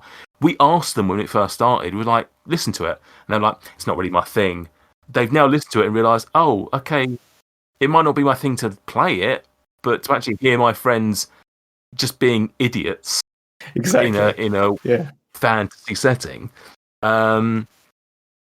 Yeah, I still think so. Still has that stigma. Definitely, still has that stigma. It's just a little bit looser now, and it helps that cool people, cool Yeah, I mean, celebrities. I want to say what cool. I should be doing these because I mean, when I said, "Oh," it's like, what does that mean? Like, cool. I want to Oh Christ, clarify. I should never use the word cool in my life, because I think the second you use the word Yeah, you're cool, you suddenly complete become exactly. Which uncool. is my whole point of me trying to be cool as a teenager was me being the most uncool person in the world. I can just no, let's not picture it. It's gonna get me depressed. Just think but yeah, no, you're right. I do clarify even when I'm talking about it at work or something like that, and someone's like going, I've got a friend in work who's actually in my home game. But even then, I'd be like, yeah, I've got to do. What have you got doing this evening? Oh, I've got my play Dungeons and Dragons, and you just like you say it in a sort of weird way to make it sound, I don't know, You're not you're not embarrassed. embarrassed about it exactly, but it's sort of funny, isn't it? It's social things, I guess, but I think also the social media side and being able to find all the other people that are interested in it allows you to feel like you can see that you're not alone and there's others. Yeah, I think that's the thing. I think obviously for a lot of people, they probably we've got the benefit of obviously embracing this community and whatnot. There'll be a lot of people that maybe have not done so yet because they're not on social media or whatever. I'm now, not that I've done this yet, and I'm considering doing it, but I now have the benefit that if I want to play a game, but the rest of my Dice and Desire crew don't, I've got other people that I play with regularly that might. And even if both of those groups don't want to play, if in theory I could go on Twitter now and say, does anyone want to play next Wednesday, for argument's sake? And I'd like to think that there's enough people there. They might not be people that I'm necessarily close to, but there'd be enough people to be like, yeah, I'm free. Let's just have a game. Do you know what I mean? Like, so I think embracing that and being able to just almost maybe not play with everyone, because everyone's got their own whatever, their own sensibilities and how they want to play the game. But I think that, like you said, community, I think it's so much easier now for people to get those games going digitally, especially given everything that's happened in the last 12 months. Now, it depends on your confidence level. It depends on all that, whether you want to. I'm sure there's plenty of people that wouldn't want to play with complete strangers. And I'd certainly balk at the idea somewhat. I'd definitely be a bit nervous about playing with, say, DMing for 5 people I'd never played for and didn't really know. But at the same time, probably give it a go. I didn't you say you were going to do that? Was that you who was saying you were going to do that, though? Weren't you doing it for some people? So yeah, I did a one shot, which is now turned into a 2-shot, because, as we know, hashtag there's no such thing as a 1-shot. It's turned into 2 sessions of a group of people that I do sort of know, but I don't know. So if you don't know, I'm involved in another social media thing, Food Review UK, and we've got a Facebook group with a load of regular fans in there who we've got to know in certain ways. And when we started Dice and Desire, they then started listening to the podcast. They were like, "Oh, this is great." So I've just put the call out a few months ago and just said, look, if anyone wants to play Dungeons and Dragons and you don't have the opportunity to, or don't know how to, or whatever, I'm ready and willing to do a DM session for you to get you into the game. And so yeah, it evolved. The group evolved. Some people dropped out, a few people joined in, but eventually we got a group of 4 players, I think it is. Yeah, so that's a bit different because I sort of know them, but yeah, having like people that I maybe have never talked to at all, that would be a bit weird. I don't know how I'd cope with people I literally had no knowledge of their personality. It's still going into a brand new. Exactly. I was contemplating doing that professional DMing. I don't know if you've seen seen some of these things. Like there's companies out there, and I talked about it with a company for a bit, and I got sort of far down the road, and then Dragons Duel became too much of a focus. I just couldn't do it at the same time. But I was contemplating it, and I think that was the thing. It was like people do this, and I've spoken to some other people in the community who have done it when I was thinking about it, just asking how they found it. And a lot of them had a lot of fun with it, I think. But I think one of the things that obviously did put me off a little bit is when they spent a lot of time talking to me about, like, how would you deal with controversial people, hard to deal with people and stuff like that. And I've in my day-to-day job, I kind of have to deal with that anyway. So I've got some experience with it. But then I was thinking, do I want to do that? Do I want to do that for my fun time? And so, because that's not, but that's kind of the only bit that did put me off. Because then you could find yourself in situations where you're really having to deal with some quite, could get, there's, as we all know on the internet, there are not nice people out there. And so you're just like, do I want to engage with that? And so that's always the worry, I guess, I think, but not worry, but it's just would put me off slightly. We've beautifully we've transitioned into the DM part of this, and I'm just going to stop it there just so that we acknowledge the fact that we're talking about you as a DM now. It's interesting you say that, because I mean part of DMing is ultimately managing other people. Yes, you might be the storyteller, the referee, whatever you want to call it, but realistically, you've got to deal with actual personalities that come to the table. And you've listened to our show. You know that there are certain personalities that play in Dice and Desire who are, for want of, to put it as lovingly as I possibly can, more difficult to deal with than others. That's all I'm going to say. And I'm not even going to name names, because we all know that it's MJ Quinch. So there's no point in me naming him. No, but equally, they in their own moment, they can all have that.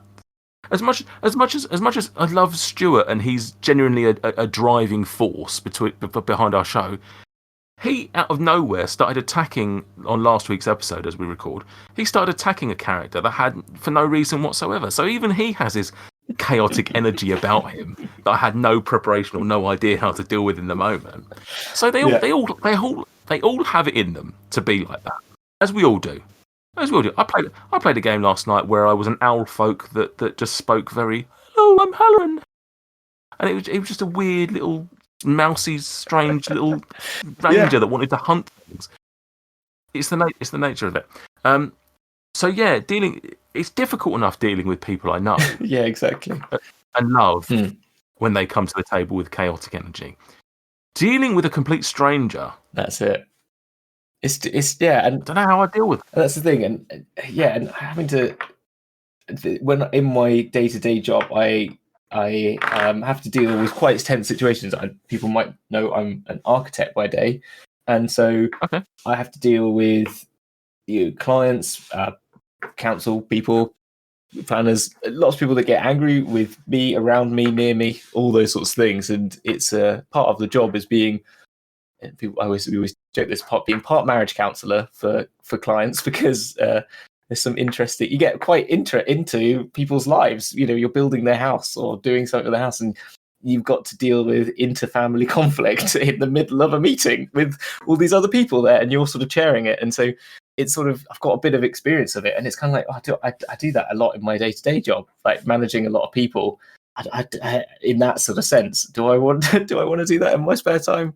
I don't think I do, really. That's kind of why I think that's so. I think that's why I'd be feared for going straight into to people I didn't know without like sort of having some sort of like session zero or something to sort of figure out, unless it was my job, obviously. But it's not. You see what I mean? I don't know. This obviously started with us talking about the professional DM thing. I don't know how well they pay, but I would imagine as well as they pay, it's probably not worth it for some stranger to be ruining your quote unquote personal time. Because that's the thing, is like I'm again. You've heard me DM. I'm very loose on rules. I'm very loose on gameplay. Rule of cool, but even then, I'm just willing to sometimes let things go, just because I can't be asked to look up the rules or know what the rules are. If I'm honest, I'm being a bit lazy with it. Let alone thinking it's good. I'm just like, you know what, just let it happen. But there's going to be people. But equally, when I want to impose those rules and make sure that my DMing style is, I'm happy to let things go, but I want them to sort of make sense. I don't want to just let something happen for the sake of it. Even if it is cool, I don't want to let it happen. So the point I was going to make is then if I'm at the table, because of everything we talked about at the beginning of the show about the imposter syndrome and the feeling negative, if I'm being paid to DM a session, and all of a sudden I'm imposing a rule, and then you get someone across the other table who's a lot more knowledgeable than me, or interprets rules in a different way, and they're like, well, actually, I don't know how I deal with that because as a DM, I'd like to shoot them down and go, well, tough. I'm the DM. This is my interpretation. But equally, I'm not that kind of guy. I'm not a me versus them DM. We'll never. Yes. But at the same time, I'd be pissed off that you're questioning me. So I don't want to back down because I feel like I've lost then. No, I see, and also the added in that scenario, they're paying you for a service, so as well. So the pressure to sort of perform in that scenario, also on top of that, like the whole complicated relationship that goes on there is interesting. I think, I mean, when I was thinking about it, I was thinking like, you just have to get good at it, wouldn't you? I think you just have to be able to, and just what I do a lot of the time in my day-to-day job is just actually speak about it, just be honest about it, and just say exactly what I'm thinking, and try and get them to say exactly what they're thinking. And that actually sometimes helps to say like, oh, right, okay, I didn't realize, why don't you, I'm sorry, just why don't you explain to me why you think that should be, sort of thing. And I always find that's, or just try and appeal to, the environment you're in. Because which is kind of, I'm not a shouty person. And even when I've had people shouting at me, I'll just tell everyone, hey guys, calm down. I don't try and do that, but I'll just be like, look, come on, we're all adults here. Let's all just be honest with each other, say what we need to say, and say it calmly, and and we can move on better, and like, let's just let it out. Just let out what you need to say. Say it as easily. Don't worry about what you're saying. We all know you just need to get out what you need to say, and then you'll feel better about it. We'll know kind of what you're getting at, and then we'll respond in kind. And I always think that's kind of my go-to solution. Doesn't always work, and some people find that really annoying, and probably a lot of people listen to this think that's a very annoying way of doing it, but it's the way that works for me, and I think that's how I'd have to deal with it. But then that's the thing, it's like, oh my gosh, as you said, it's, if you're doing this out of, you're not doing it, I don't know if you're doing it for the money, but it was kind of like, I was doing it more for it would be an interesting thing to try and do. I think it would be a fun experience. And also, hey, if I did it for a day and I got paid for it, then maybe I could take a day off, half a day off work or something like that to cover it. And then that's kind of a nice time that I could spend doing something else that I enjoy, or something along those lines. I don't think I'd ever. I've never considered it because I don't think I'm good enough, and I don't want any platitudes to shut up. But if I did do it, what was I going to say? I don't think I'd be doing it for the money. The money would be nice. It'd be a case of I'm doing something that I enjoy, and I'm going to get paid for it. That's the bonus. And I would view almost that as I'd view that money as danger money of dealing with people that might be coming to the table, exactly, with problematic personalities. Because I don't think I'm problematic. I'm whatever my faults are. I like you just said there. I'm a calm and reasonable person. Yeah, I might get my nose put out of joint if I'm being questioned, maybe. But even then, I don't think I'm rude. I don't think I'm going to shout anyone down or anything like that. So yeah, I would view that as being paid off to deal with for babysitting essentially. This is episode 4. You have the unenviable position of, I don't know what your DM style is like. I've never heard you DM. Now, obviously, your game show could be construed as DMing in a weird way, but it's not really. It's hosting. So what type of DM do you think you are? Like everything you just said about your job and everything. Like what I get the sense that yours. I would predict you're not an us versus them DM. I don't think that you're one. No. Although you sort of suggested that there was an element of chaos about you, I don't think you do it to kill the characters or to make them struggle or want to struggle. No, I do it. The only us versus them is just to chuck things at them to see how they react as much as anything. Not for my own, but not like as I said, that's my evil mastermind plan. Is just to make it chaotic. But because that's what I find enjoyable, I guess. And that's not what we always do. But what is my DM style? I think it's I think it mainly focuses. I really like stories, and. Like when the group I was talking about at the beginning, we had this Jesus-like character come out of the blue, game designer, became our DM, and he's an amazing DM, and I'm going to shout him out. His name's Joe, and he makes incredible video games. He's like an indie video game creator, and but he got too busy, and so I took over the group basically, just around I did a couple of one shots, a bit like Stuart's done with you guys. I kind of think, I wasn't a DM, but I said like, oh, Halloween's always a good time. I've got an idea for a one shot, that I've made up. Can I play it? And they were like, yeah, let's do it. And so I did that. And then I did another, and then I had another one prepared for Christmas. And then we kind of hit lockdown, and we all then didn't know what to do. We didn't do it for lots of reasons last year. And so then when we were after about a month in lockdown, we didn't play for a while. I said, look, hey guys, I'm up. If Joe's busy, but I'm up for DMing. Let's do this now. I'm ready, and I'll take it on. And I do a published adventure because I don't think I have the time to do my own stuff. I say that I don't want to homebrew it. I'll just get Waterdeep Dragon Heist. We'll do this. But then the problem is, and I realized very quickly that I asked everyone for backstories, and we worked out 5-page backstories for everyone. And then with that, I was helping them all out over messaging, and I've come up with all these side quests that are just all about their own story. We did about 10 whole sessions of 3 hours where we didn't even do anything in Waterdeep Dragon Heist. We were just doing my own crazy stuff that we'd come up with based off it. And I realized that that's what I love doing. I love coming up with a good story, making little mysteries and plot twists, and they're stupid. I mean, they're not Booker Prize winning ideas. I'm not M. Night Shyamalan. I can't say the name. Shyamalan. I'm not. They're not coming out of nowhere that he's dead all along. But they're not far off. They're sort of that level of silliness in some respects, I guess, as well. And so that's kind of what I've done. And if you've ever played Dragon Heist, or if you know of Dragon Heist or heard it, there's normally you choose one of the evil there's 4 enemies, and you can choose one of them. Well, I've chosen all 4 of them, basically, because I think that'll be more fun. Because the aim of the game is that everyone's after this hoard of treasure. So I've just made it that they're going to interact with all of the evil. So I read the whole book. I've known about and they're interacting with all of them, and I've got them playing off 2 of them at the same time. And then when they were going into another place, the 3rd group jumped in and started attacking them, and then the 4th group jumped in and started attacking. This is what I do. I just thought it'd be so they've fought through this thing, and then I'm and then suddenly a beholder turns up. And that's what I'll do. I just there's Xanathar, and he's going to attack you, and what out of nowhere. I don't know if it's good, but that's what I do. If that explains my DM style, I'll just chuck everything at the book and the book at them, and it's probably like a teenager, just like in what's that show, Stranger Things, and there's a Tessel Hydra, and there's this behind this door, and and whenever they've died, I've never killed anyone off so far, apart from in the Dragons Duel things. But so when they have died, I've always given them ways out of it, or the only one that's actually died has got.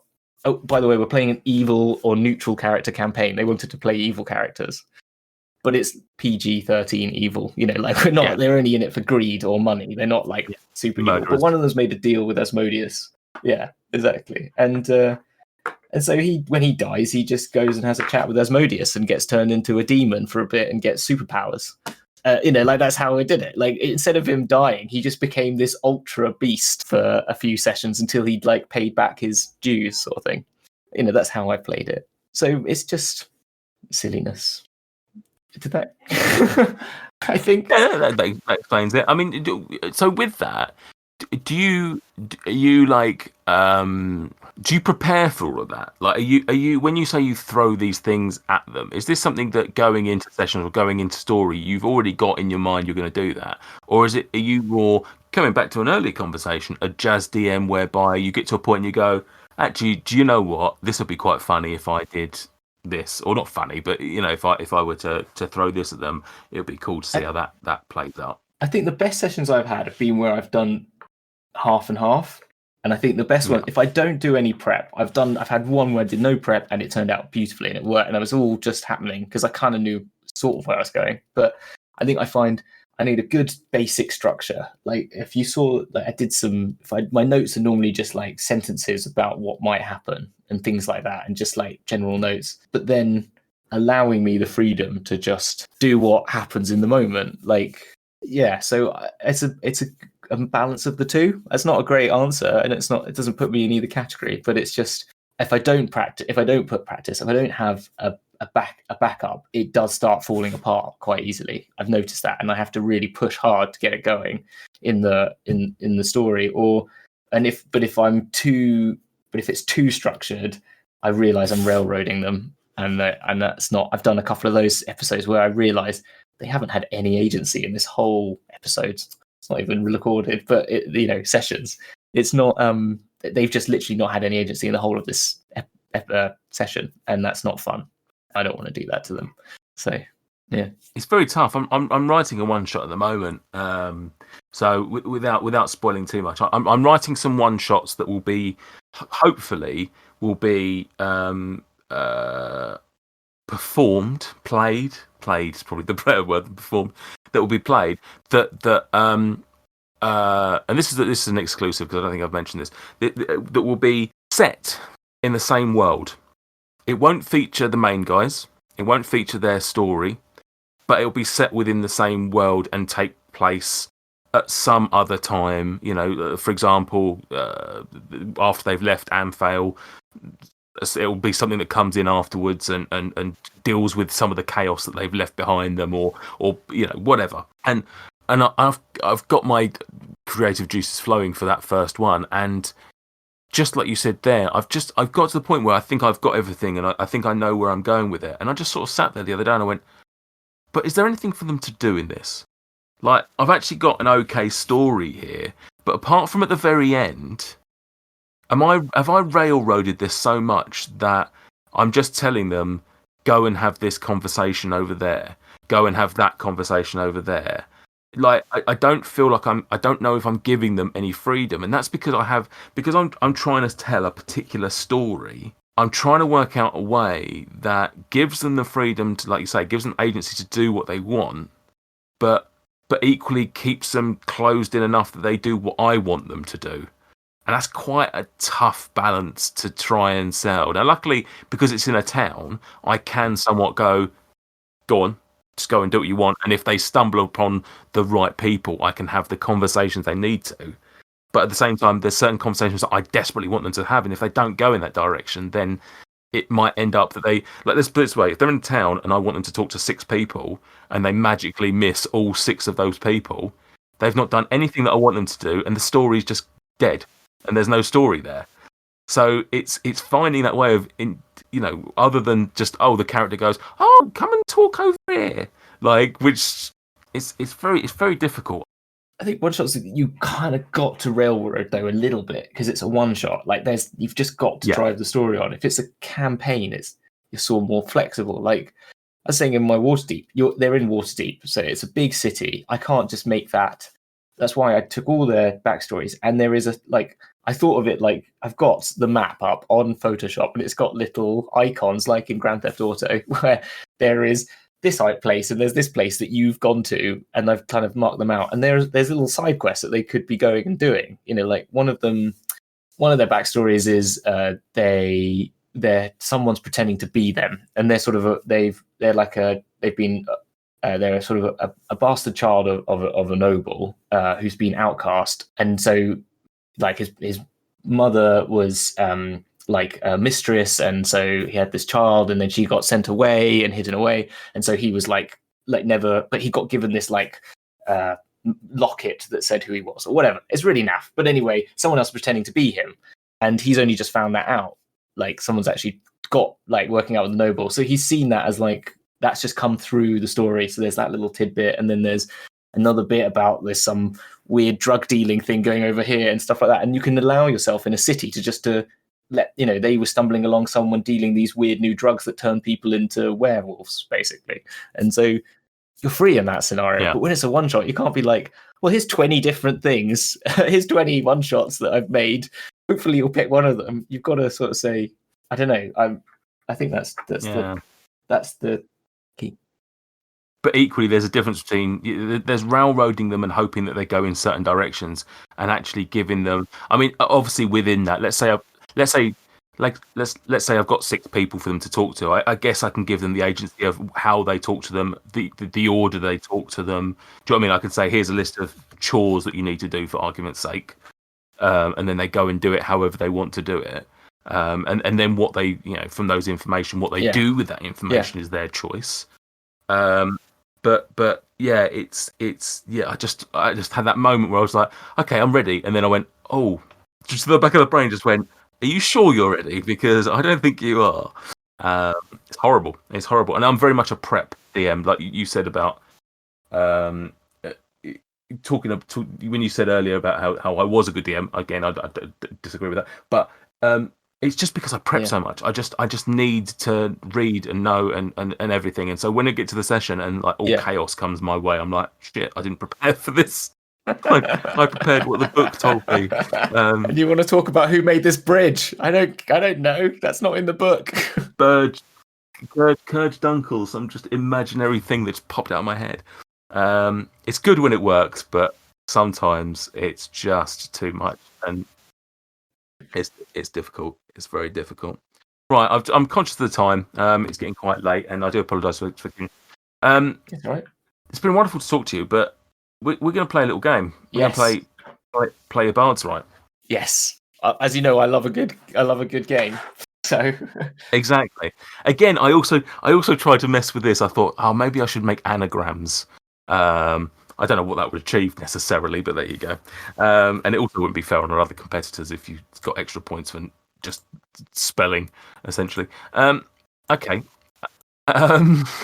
For those that haven't listened before, Play Your Bards Right is essentially Play Your Cards Right, which is an old game show where it's a higher and lower type game where we're going to pick one of the abilities, and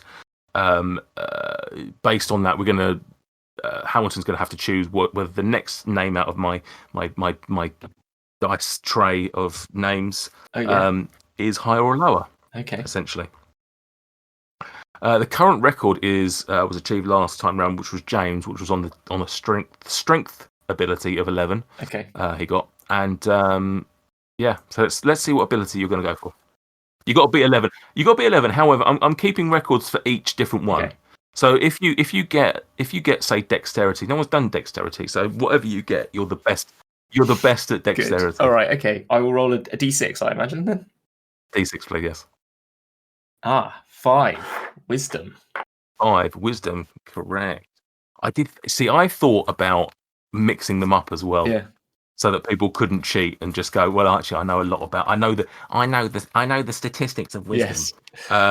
Okay. Not saying you would, because it's still potluck. 100%. Right. Exactly, because I don't know what the next one's going to be, do I?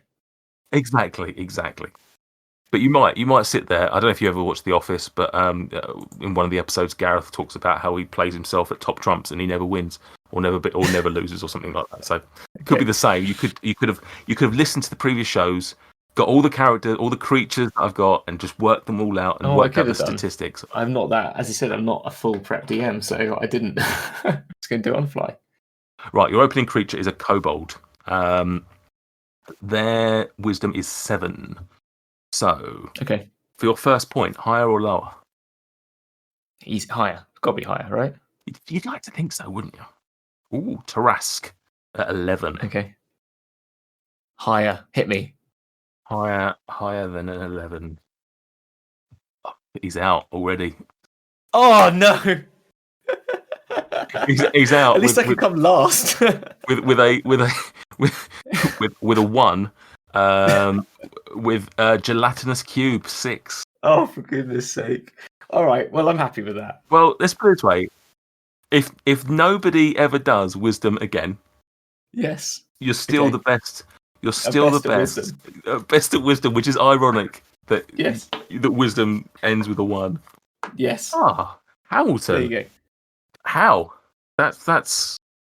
See, I don't know the stats well enough to know whether wisdom would be a tough one anyway. I feel like wisdom would probably not have as much range as some of the others. I was thinking that a lot of if you think about it, I don't know, animals. I don't know. You'd think maybe they'd have good perception, which is wisdom, isn't it? So, like owls and hawks and got a 10. Giant eagles. I'm just pulling out random ones. 10 unicorns are 17. So there's a decent range there, I guess. But if they're all 12, if they're all mid-range, it's going to be lots of 10s and 11s, I imagine. Maybe. You could get stuck. It's not like strength. Yeah, you'd think strength, maybe charisma are probably fairly decently like spread. Yeah.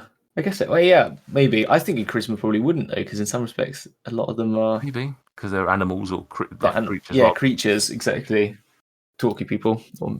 I've tried to in the creatures that I've picked out. I've tried to have a spread of some that are just like monsters essentially, and some that are a bit more like talky characters. I guess like a lich or something like that. Yeah. Just to sort of like humanoids. Yeah, hopefully give a range of everything. I'm not judging you on your quiz mastering. Don't worry. Oh well, listen. If I'm not judging you on getting one, I had to do badly at it. I had to because literally it's what I do. So I'd have to do badly at it. I'm not. I mean, yeah. As much as I play these games, I'm not the best at them, to be honest. So what is your favourite Dragons Duel game? My favourite Dragons Duel game. I think I really do like our Charisma round. The sort of blind date game that we play is one of my favourites. I always enjoy that one because that's where people kind of come up with some funny ideas. But I think also the counterspell where people have to say questions back to each other, and we've just had somewhere they just become very silly and funny, and when people muck up, that's always good. So yeah, that's a dexterity game. Yeah. I think whenever I listen, the one where I almost tap out because I've got absolutely no chance is anything to do with spells, anything to do with because I just don't. I know a handful of spells, but like you just start bringing out ones that I sort of heard the name, couldn't tell you. Especially when you do the translation one where you've translated it a number of times and back in, I'm like, I've got no chance of this because even if I recognise the spell, I probably couldn't. I couldn't tell you the difference. I always get bless and guidance mixed up. I always have to think which one's which, and I still couldn't tell you. I think bless works with. I don't know. I can't even. I don't know. To be honest, I have no idea as well. I'm the same as you. I've never played a spellcaster properly, so I don't really haven't engaged with them enough, and therefore, I always just go. If you're a spellcaster, you tell me what your spells are. I don't know what your spells are. Like you tell me, and I'll only know them when I look at D&D Beyond and they're doing just playing anything that has a spellcast. I'll just have it up telling me what it does at the time. Same. I haven't read the PHB. I think I've got a rough idea what fly and levitate do, and that's about it. Yeah, I get them. Light. Yeah. It lights things up. There we go. Cool. Yeah, exactly. Fireball. It's a ball of flame. It says it in the text. That's it. Yeah. Awesome. Yeah. Hamilton, it has been an absolute pleasure. Thank you very much for coming on. Same here. Thank you for forcing yourself onto the show. I do hope it was worth it. It was. It's been fascinating. Like this, my worry about doing this, very much like I've talked about DMing, right? My worry is getting people on. Don't take this the wrong way. Getting people on like you, where I mean, we've interacted a fair amount now, so it's not as problematic. But when you get on some people where I don't really know them that well, it's going to become a little bit problematic because with Stuart and Will, in particular. I had some threads to pull. I knew enough about them that I could start talking to them about. James was a little bit more difficult because I didn't know a great deal about him. Same with you to some degree. I know your podcast, but I don't know enough about you as a person. So when I start getting people on that I don't necessarily know that well, it's like, oh shit, I don't know. How am I going to keep the conversation going? The fact that we've been talking for over 2 hours now goes to show you. It goes to show how worthy you were of coming on. It's been fantastic. And I wish you and Dragons Duel all the best. I wish Sam the best going into the final of your thing. And go Ducks. Go Ducks. Oh my gosh. Are you an Aylesbury man yourself then? I'm not, but like almost all of my friends, some of my family all live in Aylesbury. There's an outside chance that we may move to Aylesbury in the next year. I've been there plenty. We live in Slough, so we're not a million miles away from there. So yeah, this isn't going in the podcast. I assume this is not people don't want to hear this, do they? I don't mind. It's up to you. If you want to cut it out, I'll cut it out. I mean, you don't live there now, so it doesn't really matter, I guess. No, but I don't think that. Yeah, okay, that's fine. I don't mind. This whole thing has just been to find out where you live. That's fine. Cool. Remind us, Dragons Duel. Where can we find you? Dragons Duel. Yes. Oh, yes. Let's do some plugging. So, you can find the podcast wherever you find good podcasts and relatively okay podcasts like mine, which is, and you just search Dragons Duel, it should come up. You can find us on Twitter at Dragons Duel, all one word, and you can find us on Twitch, twitch.tv/dragons_duel, and we'll be starting the season 2 in June 2nd. So that might be that week, the first week in June. So it's not actually June 2nd, but the first week of June, we'll be starting our season 2 of the game show. So which will be will that be when it's releasing? It'll be live. So we'll be live on Twitch. Yeah. So the date. This is due to go out like the last week of May. So in theory, it will be literally like next week It will literally be the next week. So it'll be whatever the first Saturday in June is. I can't remember off the top of my head. That'll be us live, and you can come and join us for that. So please do. Awesome. And it will be chaos, as per usual. And you can find me at DM_doesn't on Twitter, and I do some things on there as well. Where does the handle come from? DM doesn't. Because I used to, when I started our campaign, everyone had really cool names, and I didn't have, and in our Discord, and so I named myself DM doesn't get a cool name because it was just DM, and then I became DM doesn't get a cool name like everyone else, and that's how I've got cool. I just called myself the DM doesn't get a cool name for a bit, and then I kept the handle because that was it, really. I like it. It's very true. It's the reason the show exists. I wanted to highlight the DMs because the players often get a lot of the plaudits because they're playing these quirky, wonderful people. Yes. And yes, we get to play a lot more of them, but for snippets of time. Exactly. So it's nice to highlight the people that keep the show running. So there you go. 100%. Thank you, Hamilton. Been a pleasure. Thank you very much. I'll let you get back to your life and your chaos and everything else. Indeed. Well, thank you very much again, and enjoy everything you do. Thank you very much. And to the listeners, thank you very much for joining us. We'll be back in 4 weeks' time. And for the first time, I can actually announce who our next guest will be. Not that I've recorded it, but it will be. So take this with a pinch of salt in case it falls through. But we will be joined by Mike from Billowing Hilltop, who is, another show that I've come to relatively late in the day and is fast becoming one of my favourites. It's a fantastic show. So if you want to do some homework before then, go and listen to those guys. I'll be joined by Mike and maybe one more. I don't know. I might do a double chat with them. Who knows? Lovely. And also, just listen to the rest of the Dice and Desire shows. Yes, do. Bye. Bye. Thank you for listening. If you've enjoyed this episode, hit the subscribe button on your favourite podcast app to ensure you don't miss any future instalments of Dice and Desire. And in the meantime, if you want to interact with us, come and find us on Twitter and Instagram at Dice and Desire.